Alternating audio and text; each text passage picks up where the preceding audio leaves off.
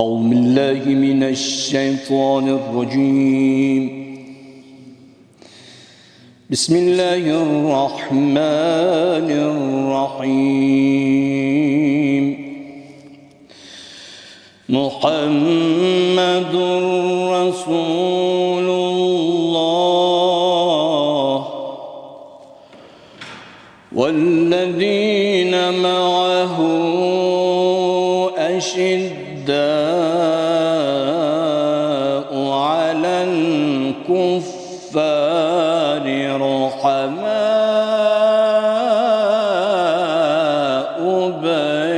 بينهم تراهم ركعا سجدا يبتغون فضلا من الله ورضوانا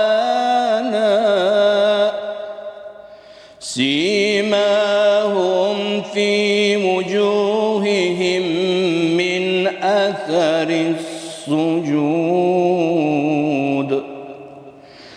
ذلك مثلهم في التوراة ومثلهم في الإنجيل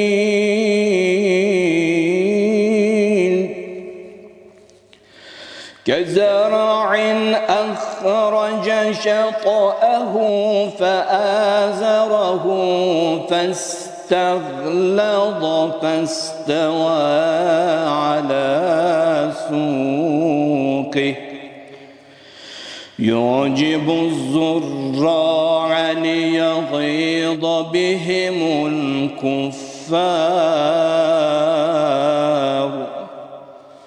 وعد الله الذين آمنوا وعملوا الصالحات منهم مغفرة وأجرا عظيما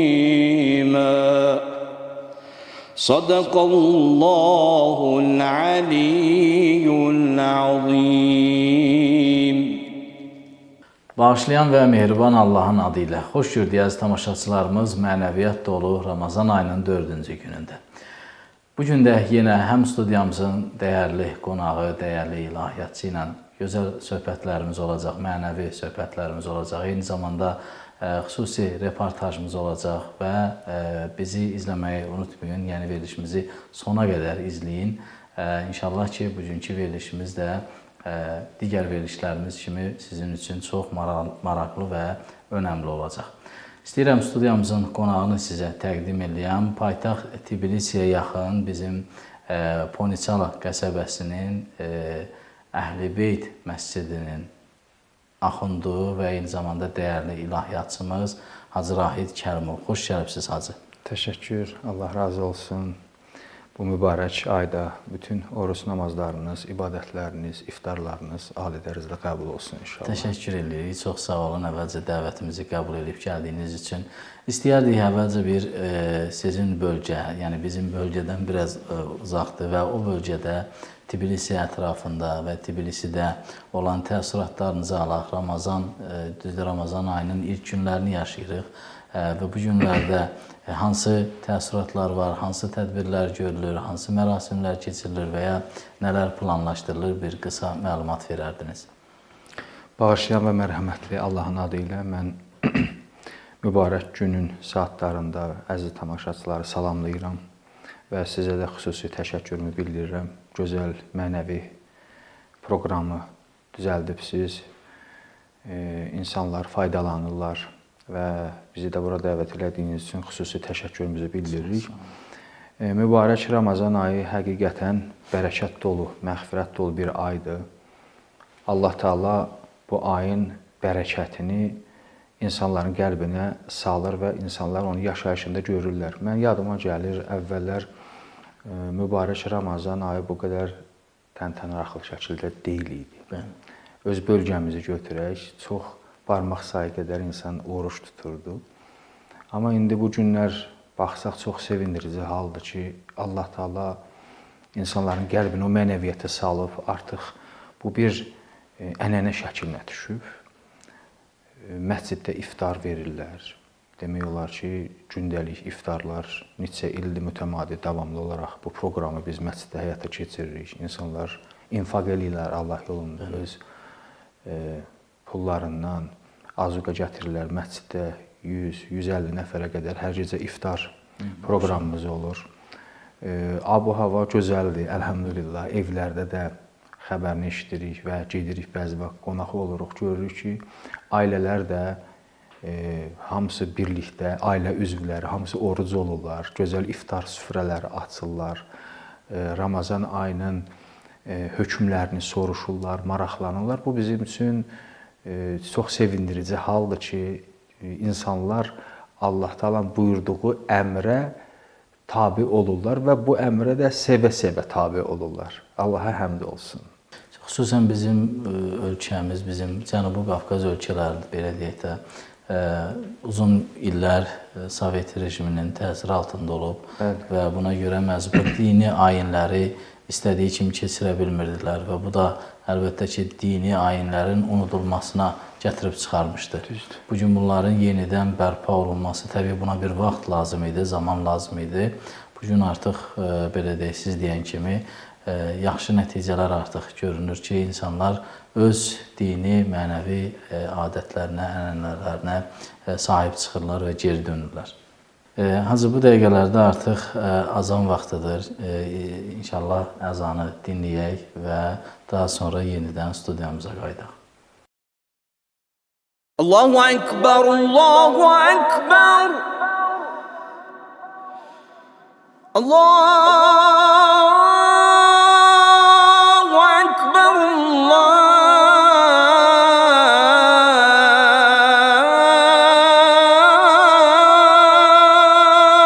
Ekber.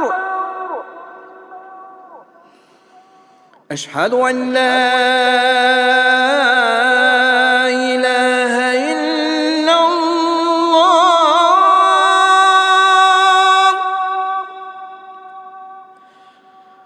أشهد أن لا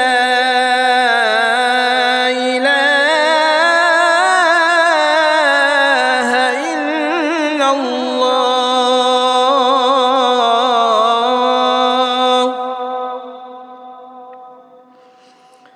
أشهد أن محمدًا رسول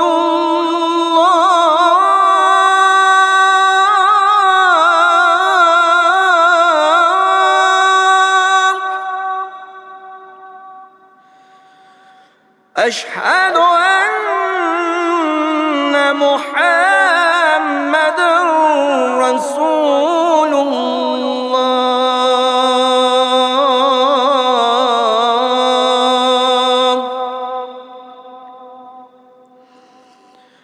أشهد أن عليًّا ولي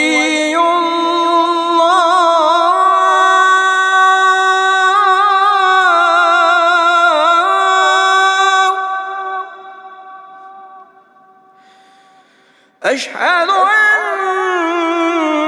عليًّا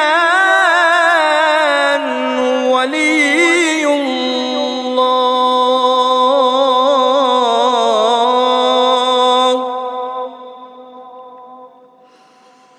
حي على الصلاة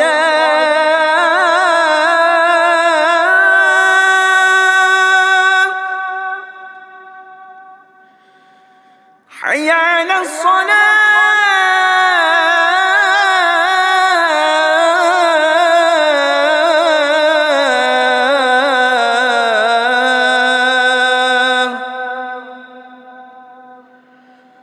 حي على الفلاح حي على الفلاح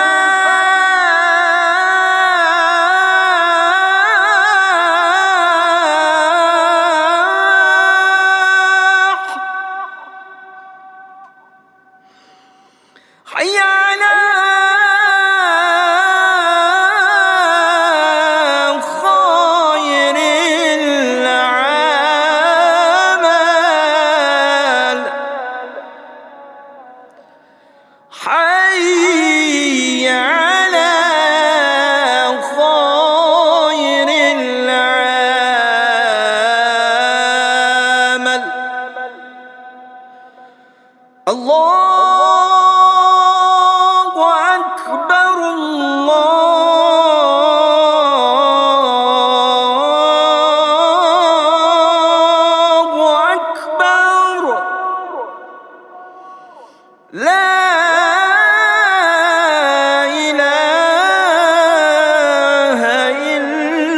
illallah.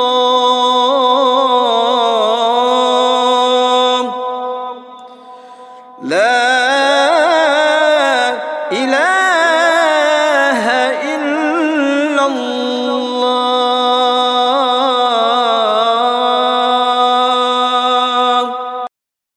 Bəli, əziz tamaşaçılarımız, əzanı dinlədik. Allah bütün oruc ibadətlərinizi qəbul eləsin. İnşallah yenidən studiyamızda verilişimiz davam edir və dəyərli alimimizə növbəti sualımızı ünvanlamaq istəyirik. Hacı, Ramazan ayı müsəlmanlar üçün hansı mənəvi və ruhi fürsətlər yaradır ki, yəni biz bu fürsətləri qaçırmamalıyıq, bundan düzgün yararlanmalıyıq. Mübarək Ramazan ayı adından da bəllidir ki, çox bərəkətli aydır. Bu ay Allahın Quran-ı Kərimdə xüsusi qeyd elədiyi aydır. Bu ay fürsətlərlə doludur. O qədər mənəvi fürsətlər var ki, Allah Taala bizi təşviq eləyir o fürsətlərdən istifadə eləməyə. Fürsət ən başlıcası insan öz nəfsini islah eləməlidir. Bu ən böyük fürsətdir mübarək Ramazan ayında. Nə cür islah eləməlidir? Allah Taala bəzi vaxt insan pis vərdişlərə düçar olur. Öz aləmində elə düşünür ki, məsələn mən bu vərdişi tərk edə bilmərəm. Çox mümkünsüz bir şeydir. Amma Allah rızasına oruç tutduğu zaman müəyyən vaxt çərçivəsində öz nəfsinlə mübarizə aparır. Bu bir fürsətdir ki, Allah insana başa salır ki, sən özünlə məşğul ola bilərsən. O pis vərdişlər ki, həyatında səni özünə bulaşdırıb, aludə eləyib, sən ondan uzaqlaşa bilərsən. Bu sənə nümunəsi. Və yetər ki, istə. Bəli, yetər ki, sən istə. Sən istəsən bu baş tuta bilər. Əlbəttə, şeytan Quran-ı Kərimdə and içib, deyir, mən insanları son nəfəsinə qədər azdıracam. İnsan məyus olur. Allah Taala bu ayda insana fürsət verir ki, sən öz nəfsini islah elə. 11 ayda bəndəçilikdən qaçıbsan, bu ay mənə doğru gəlir. Allahın böyük fürsətidir.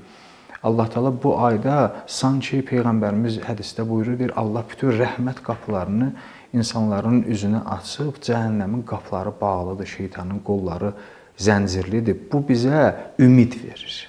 Allah Taala buyurur, ən böyük fürsətdir. Fürsətdir insan özünü tanıya, öz nəfsindən mübarizə apara, özünü təftiş eləyə.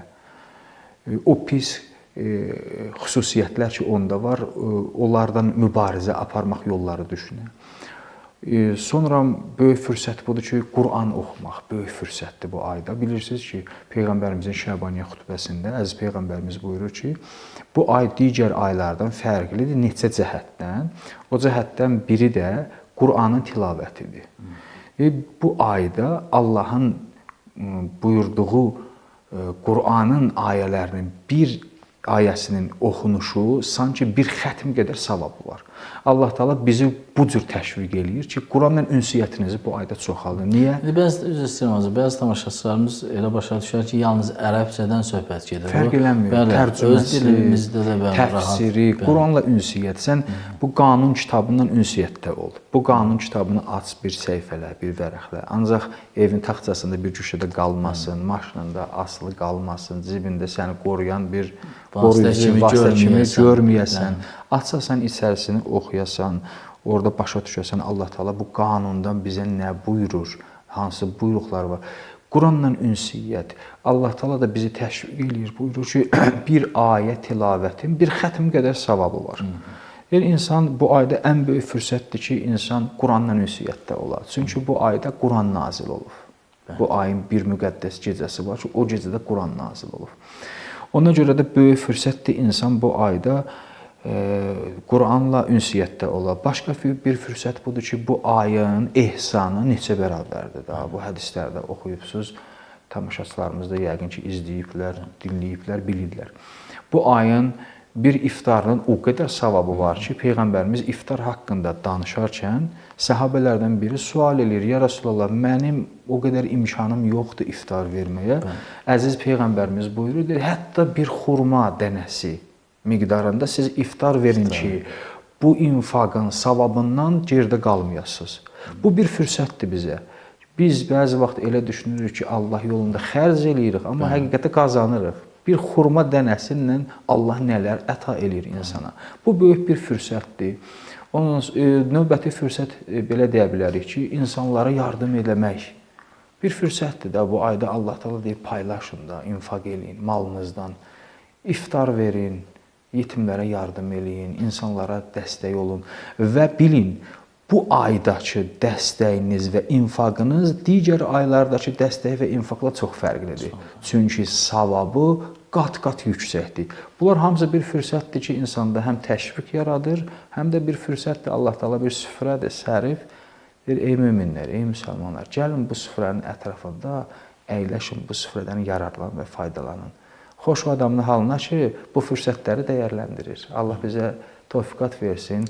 Mübarək Ramazan ayının gələn günlərində də bu fürsətlərdən layiqli şəkildə istifadə edə bilərik. Doğrudan dediyiniz kimi bu ayda bir süfrə açılıb və o süfrədən həqiqətən kim nə götürdüsə, o onun qazancıdır.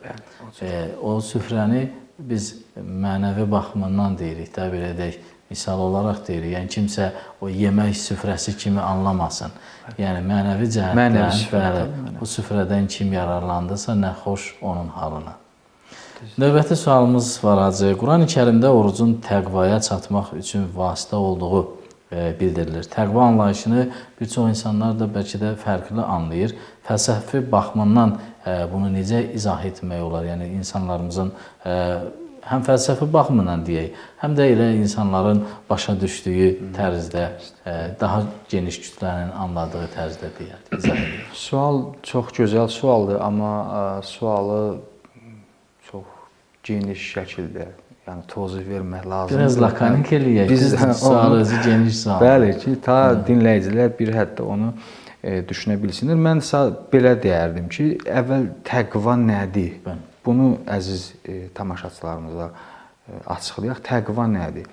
Allah Taala təqva haqqında Quranda çox danışır da. Deyir ki, təqvalı olun, təqvalı olun. Hətta cümə namazlarında da İmam Cümə deyir, özümü və sizi Allahın təqvasına dəvət edirəm. Təqva belə deyək də, səadətin bünövrəsidir. İnsan səadətinin bünövrəsi təqvadır.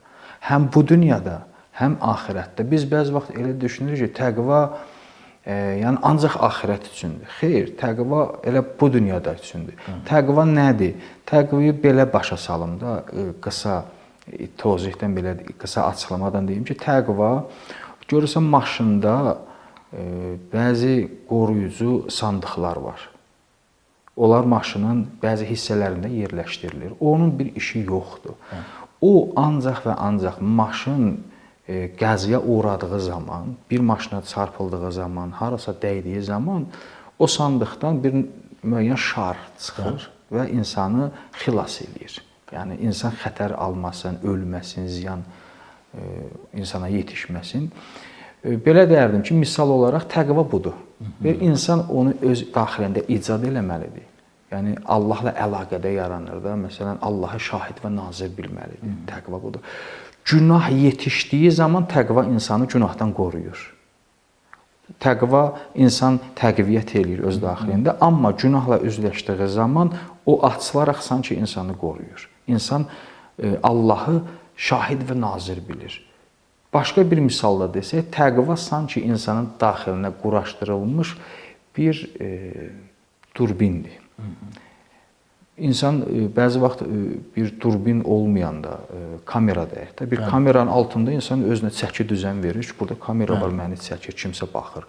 Amma kamera olmadığı zaman insan öz rahat, sərbəstdir. Bu sanki deyirsən, daxilində bir dənə kamera var, bilirsən ki, o səni izləyir da. İki mələk çiynindədir, biri yaxşılığı yazır, biri pisliyi yazır. Allah nəzəri üzərində. Allah nəzəri həmişə səninlədir. Təqva budur ki, Allahı hər yerdə, istər xəlvətdə, istər aşkarda, şahid və nazir biləsən. Ramazan ayının orucu da Allah Taala Qurani Kərimdə buyurur, deyir ki, bu oruc bu orucu tutun, bəlkə siz təqvalardan olmazsınız. Təqvalarınız. Yəni bu Ramazan ayının orucu təqvanın dərəcəsinə kömək eləyir. Bəs orada bəlkə nəyə işarə eləyir? Yəni ola bilməmə ehtimalı da var.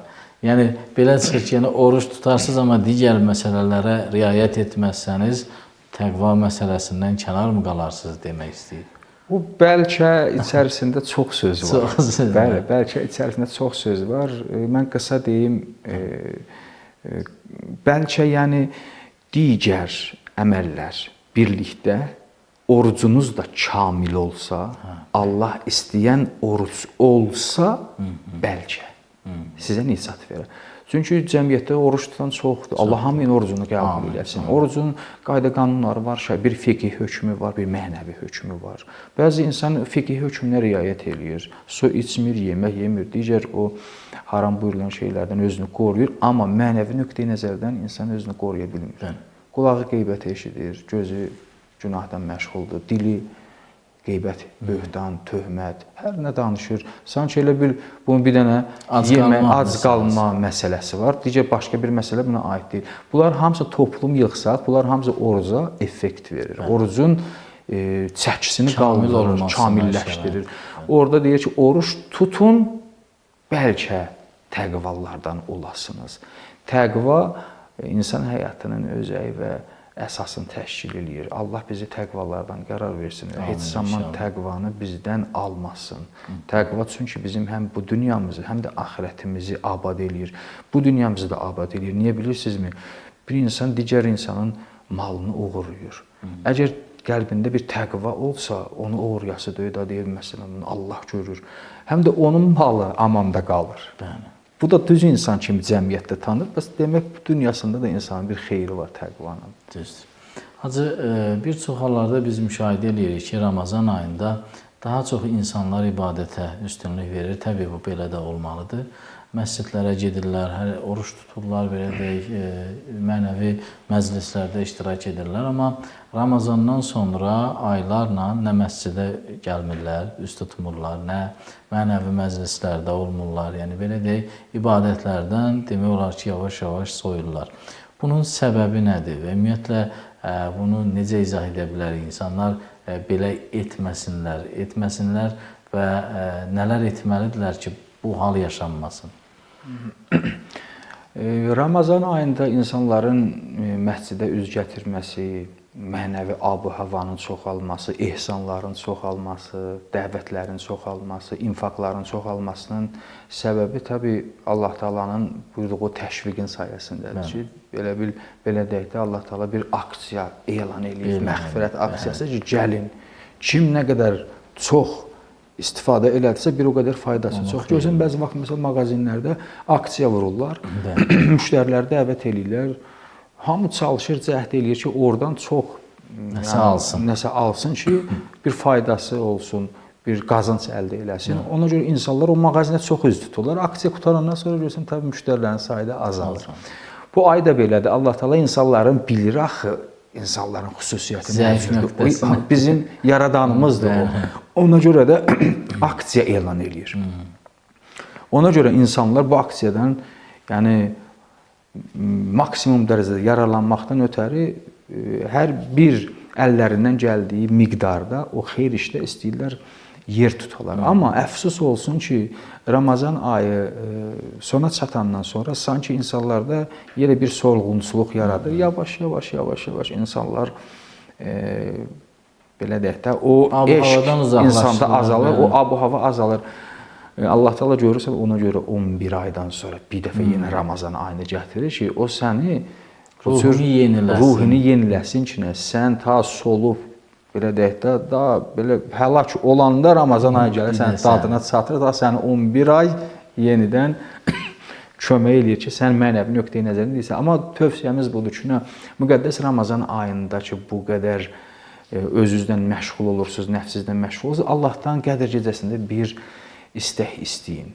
Allah Taala'dan istəyin ki, Pərverdigarı, bu gecə mənim taleyim həll olur. Mən bilmirəm, gələn ilin müqəddəs Ramazan ayında mənim ömrüm var, yoxsa mənim ömrü payım yekunlaşıb. Bir də istəyəsən, ilahi, mənim gələn ilin Ramazan ayına qədər imanımda, təqvamda, itaətimdə, sabit qalmağımda özün mənə yardım elə. İnsan bu atmosferi özündə yaradır və həmişə mütəmadi bu Ramazan ayında bunu Allahdan istəyə. dualarının birində bu olur ki, İlahi, nə cür eşqdən gəldim Bəli. bu qapıya, nə cür eşqdən məscidə gəlirəm. Bəzi insanlar var, siz cəmiyyətdə görübsünüz, onlar ancaq Ramazan ayında gəlirlər məscidə. Sanki Ramazan ayı bitəndən sonra da bunlar məsciddə daha yoxdurlar. Onlar gərək bu ay çox ayında gəlirlər. Bəli. Allahdan istəyirlər ki, İlahi, onlara bizə kömək elə, bizə yardım elə ki, bu eşq həmişə bizim qəlbimizdə olsun, məscid eşqi, imanda olmaq, namazı əvvəl vaxtında qılmaq, düz insan olmaq cəmiyyətdə, düz yaşamaq, insanlara faydam toxunacaq bir insan şəklində yaşamağa Allah bizə yardım eləsin. Hər kəs gərək özünü islah eləyəndə bu duayı da Allahdan istəyir. Təbii şeytan da ortada vardı, insanları imandan uzaqlaşmağa çalışır, vəsvəsə eləyir, nəfsindən oynayır. O da qaçılmazdır. Gərək hər insan öz həyatında üzərində düşünəsinə. Hacı, ümumiyyətlə bir çox bizim insanlar elə düşünə bilərlər ki, oruç tutmaq yalnız müsəlmanlara vacib buyurulub. Ümumiyyətlə xristianlarda, başqa dinlərdə oruçla bağlı müqəddəs kitablarda, nə bilim hədislərdə nələr əmr olunur, nələr buyurulur və ya varsa onun qaydaları nə cürdür? Bir qısa buna nəzər salardıq. Bəli, gözəl sualdır, faydalı sualdır. İnşallah çalışacağam qısa cavab verim ki, faydası olsun. Oruç pərhizdir da, bilirsiniz. Pərhizin müəyyən faydaları var. Bu pərhiz ancaq və ancaq İslamda deyil. Digər asimani dinlərdə də pərhiz sifarişi Allah tərəfindən əmr olunubdur. Bunu hardan deyirik? Bunu Allah Teala Bəqərə surəsinin 183-cü ayəsində buna işarə eləyir. Buyurur ki, Bismillahirrahmanirrahim. Ya eyyuhellezine amanu kutibe aleykumus-siyam kema kutibe alellezine min qablikum. Ey iman gətirənlər, sizə oruç tutmaq yazıldı. Yəni sizə oruç tutmaq vacib olundu. Necə ki sizdən öncəkilərə də vacib olmuşdur. Bizdən öncəki kimdir? Kimə işarə eləyir? Allah Teala istəyir bizdən öncəki dinlərdə də, asimani dinlərdə də orucun olmasına işarə eləsin. Ki orada da oruc var imiş. Sadəcə orucun forması başqa şəkildə imiş. İslam dini bunu təkmilləşdirdi və biraz formasını dəyişdi. İndi biz baxırıq xristianlarda da müəyyən pərhiz günləri var. Hətta maraqlı budur ki, nəinki asimani, qeyri-asimani dinlərdə də pərhiz günləri var. Çünki pərhiz bəzən islah eləyir də insanı. Bəzi vaxt insan bir haram tikə yediyi zaman hədislərdə buyurulur ki, 40 gün sən özünü qoru. Məsələn, tövbə elə. 40 gündə insan islah olur. Hətta heyvanlar var, əti halal olan heyvanlar. Birdən gedib, məsələn, toyuq getdi, bir dənə haram, nəcis yedi. Bu nə idi?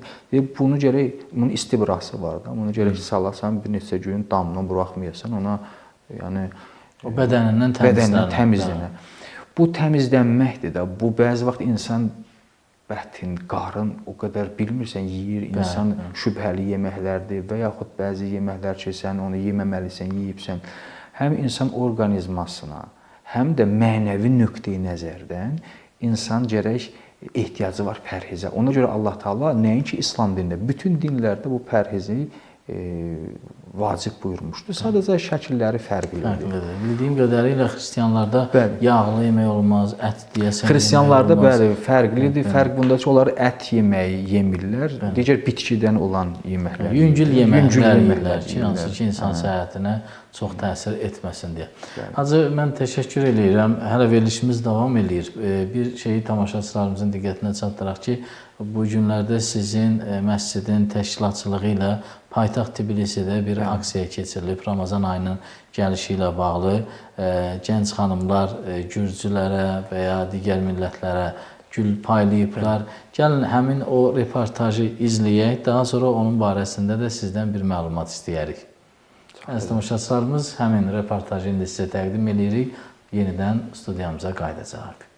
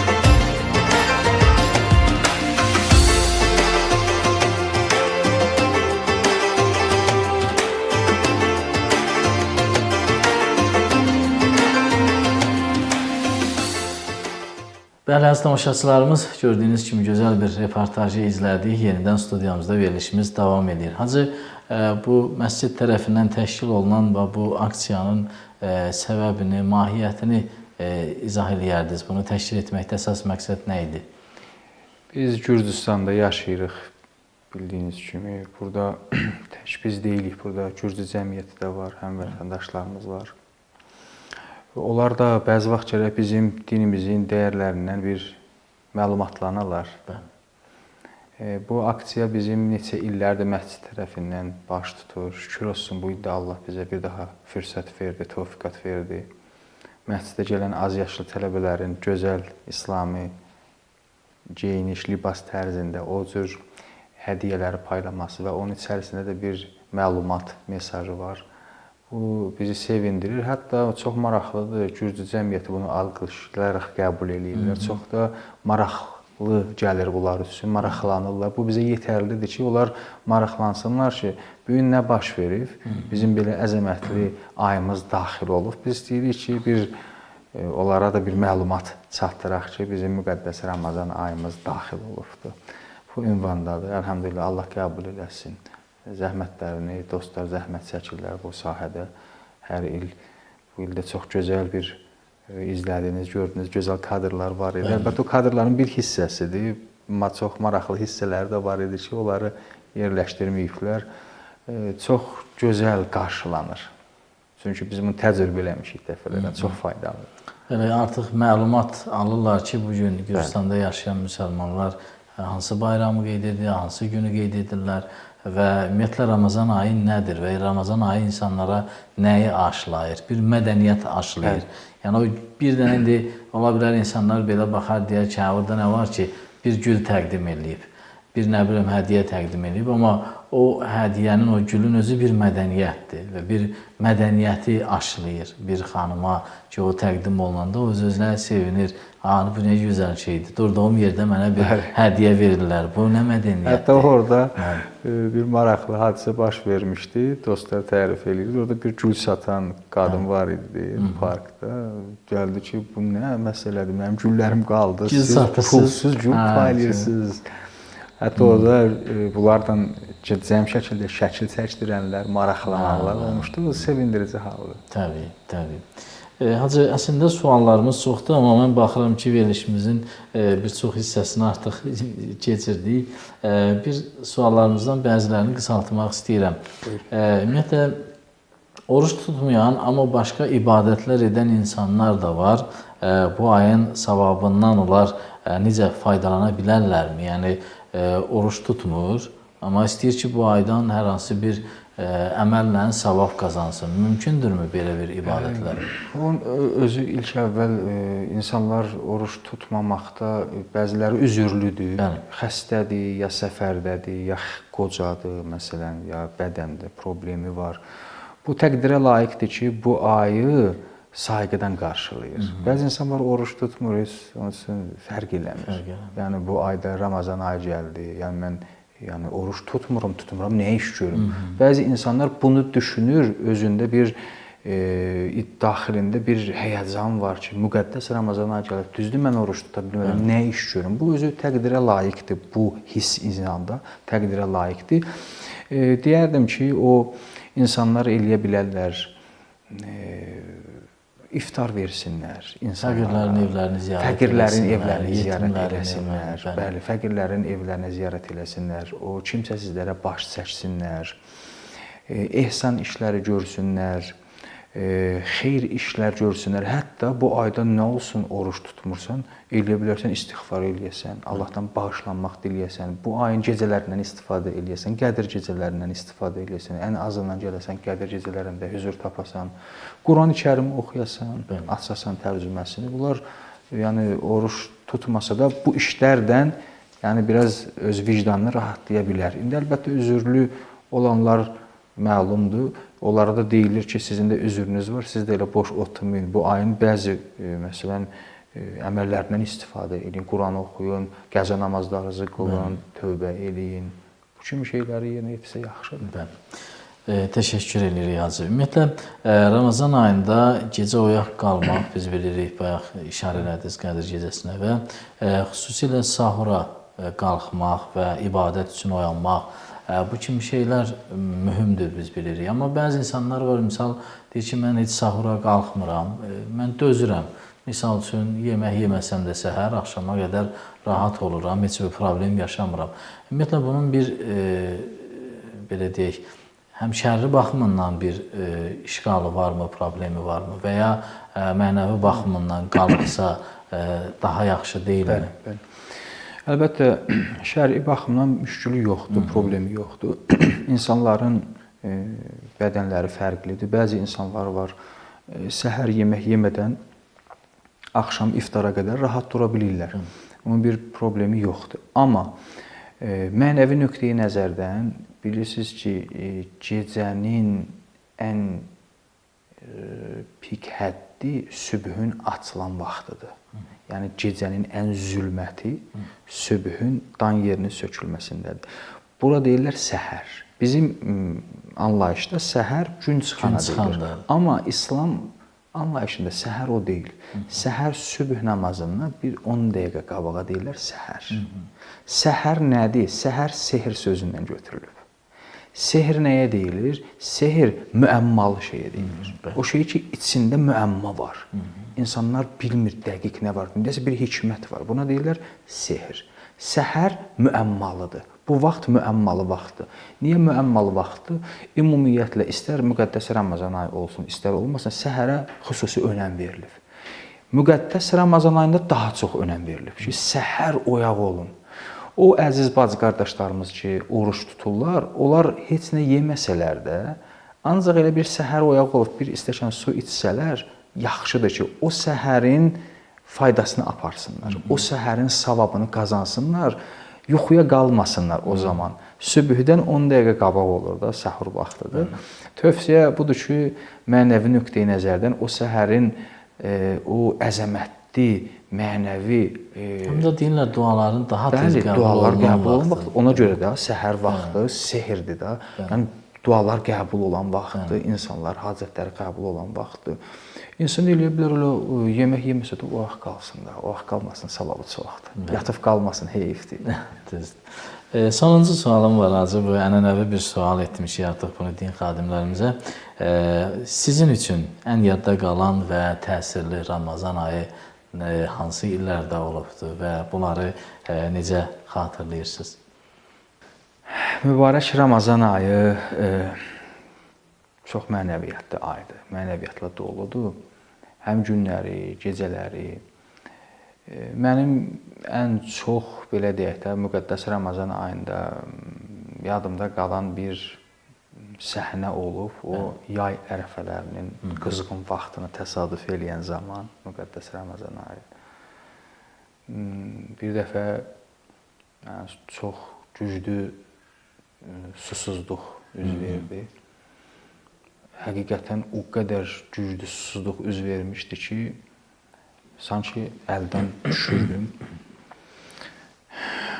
O deyir, dilin, dodağın susuzlayanda Peyğəmbərin nəvəsi Kərbəlanın şahını yada sal.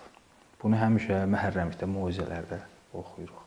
Bunu mən praktik olaraq məhərrəmliyin o moizələri ki, danışırıq. Onu praktik olaraq əməli şəkildə Ramazan ayında onu yaşadım. Və indi əlbəttə o bizdə bir gün idi, keçdi, getdi. Bəzi vaxt təsəvvür elə desin, məsələn, Əbu Abdullah Hüseyn Kərbəlada tək özü deyil, balaları susuz idi. Onu bizə dadızdırdı da mübarək Ramazan ayı və eyni zamanda cəhənnəm atəşini dadızdırır ki, o hədislərdə var ki, bəzi vaxt insanların dilini, dodağı quruyar, ağızlarına zəqqum tökülər cəhənnəm atəşində. İnsan biraz onu, bir zərrəsini özündə hiss eləyir da. Mübarək Ramazan ayının çox töhfələri var. Allaha həmd olsun, Allah bizə bu ayı nəsib eləyir. Allah həsrətində olanların hamısını nəsib eləsin. Gəlsinlər Ramazan ayında, qorxmasınlar oruçdan. Bəzi insan xovf var, qorxur ki, məsələn, mən ölərəm oruç tutursam. Vallahi ölüm yoxdur. Əgər insan ölsəydi, Allah onu əmr eləməzdi. İnsan yetər ki, bu aya şövqdən daxil ola, bu ayın hikmətini də qəlbində dərk eləyə. O böyük töhfədir insana. Allah qəbul eləsin. Amin inşallah. Allah bütün arzusunda olanlara, tuta bilməyənlərə də nəsib eləsin. Bir daha təşəkkür edirik gəldiyiniz üçün. Çox sağ olun deyirik. Sonda əgər bir duanız varsa bizim tamaşaçılara qəlbinizdən keçən bir duanı edərdiniz. Allah Taala bütün xəstələrə öz böyüklüyünə, mərhəmətindən şəfa versin. Bütün iltimas-ı dua deyən əzizlərimizin hacətlərini, müşküllərini həll eləsin. Ölkəmizə sülh, əmin-amanlıq gətirsin inşallah. Allah Taala ən əsası budur ki, bizi bu yolda, ömrümüzün sonuna qədər bizi bu yolda qərar versin. Dünyamızı dəyişəndə müsəlman, mömin, iman əhli kimi bu dünyadan köçək gedək inşallah. Amin. Çox sağ olun, təşəkkür edirik. Əziz tamaşaçılarımız, bugünkü verilişimiz də burada yekunlaşır. Sabah axşam əlbəttə ki, eyni ünvanda yenə mənəviyyat dolu gözəl söhbətlərlə, dəyərli ruhanilərlə sizin görüşünüzə gələcəyik. Sağ olun, Allaha əmanət olun.